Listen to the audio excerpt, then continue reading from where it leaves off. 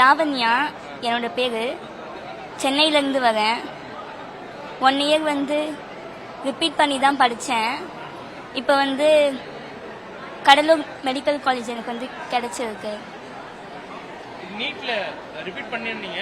இப்போ ஸ்பெஷல் கேட்டகரியில வந்திருக்கீங்களா? 7.25ல வந்தீங்களா? இல்லை, ஸ்பெஷல் கேட்டகரி பிடபிள்யூடியில் வந்திருக்கு. அப்படியுமே உங்களுக்கு நீட் ரிப்பீட் பண்ண வேண்டிய தேவை இருந்ததா? ஆமாம். ஏன் இருந்ததுமா? ஃபர்ஸ்டில் வந்து ரொம்ப கம்மியாக இருந்தது மார்க்கு. அதனால வந்து செகண்ட் டைம் ட்ராப் பண்ணி காலேஜ். 12th எவ்வளவு மார்க் எடுத்தீங்க?